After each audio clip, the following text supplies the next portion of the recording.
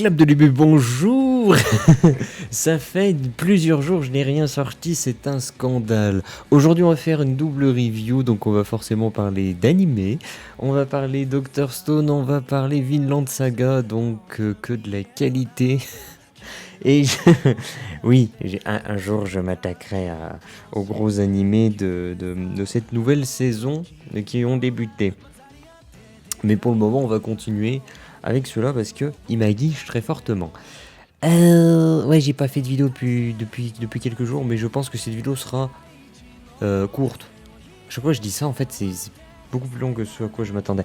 Bon, on va pas tarder à commencer. Donc, comme à mon habitude, je vais lire mes notes. J'ai des notes, je lis mes notes. Voilà, et puis, c'est tout. Ça va à vous? J'espère que ça va. Alors, Dr Stone épisode 15, première note. Vainqueur du tournoi en suspense jusqu'à la fin. Oui. Et pourquoi j'écris ça? Parce que là on est en mode oui, bon, on s'en fout. Non mais j'ai écrit ça pourquoi? Parce que ce qu'il y a de fort dans Dr Stone, c'est que tu sais jamais ce qui va se passer. Que ce soit les inventions, tout simplement scientifiques, ou que ce soit le déroulé, tu sais jamais.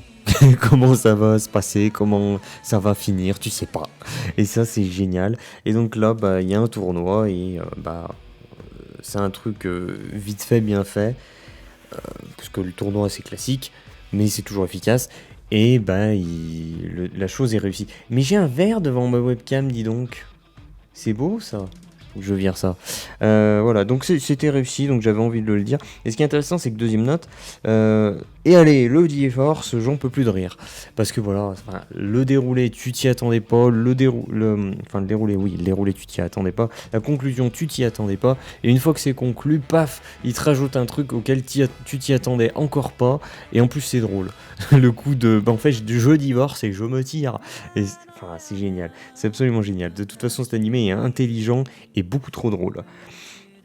Troisième note, le cola au second plan fait avancer les choses en brisant la monotonie. Pareil, pourquoi est-ce que j'ai noté ça? Parce que quand je dis qu'il brise la monotonie et que c'est en second plan, c'est que c'est vraiment ça. Ça permet en fait de ne pas focaliser entièrement son attention sur ce qui se passe sur la trame principale, mais d'avoir un petit truc en fond. Et le fait qu'il y ait ce petit truc en fond, ça fait que tu ne t'ennuies jamais. Et encore une fois, c'est intelligent. Et c'est pour ça que je voulais mettre en avant le délire avec la bouteille de cola, tout simplement. Et dernière note pour Dr Stone. Alors j'ai noté mais comment elle connaît son nom? Où est la fantaisie? Je veux la voir. Alors oui, la fantaisie, on la voit parce que les gens ont été transformés en pierre, bon, voilà, au cas où vous n'aurez pas remarqué, c'est quand même le concept de base. Et c'est vrai que là, c'est une question, c'est une grande interrogation qu'on a depuis un moment, depuis le début. Mais où est la fantaisie? Où s'arrête la fantaisie? Où débute la fantaisie? Et vraiment, j'ai hâte que le Dr Stone aille un peu plus loin à ce niveau-là. J'ai hâte de voir ce qu'il va nous proposer au niveau de la fantasy, parce que je suis un grand fan de fantasy, tout simplement. Donc voilà, c'était tout pour Dr Stone épisode 15, encore un grand cru, voilà, exceptionnel. Et donc maintenant on va passer à Vinland Saga, l'épisode 14.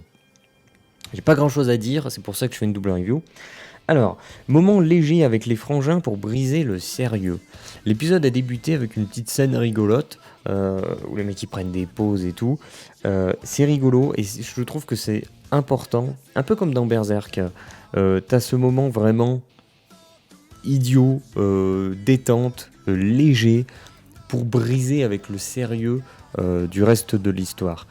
Ça fait plaisir, surtout que tout le reste de l'épisode il est vraiment très sérieux, donc ça fait plaisir. J'ai trouvé ça de bon ton. Deuxième note, la bande son n'arrête jamais de me bluffer, tellement immersive et juste, tout comme la mise en scène. Alors la mise en scène, on l'a déjà dit, oui, elle est exceptionnelle, il n'y a rien à dire là-dessus. Enfin, exceptionnelle, bon, ça peut toujours être mieux. Mais la mise en scène est très bonne dans Vinland Saga.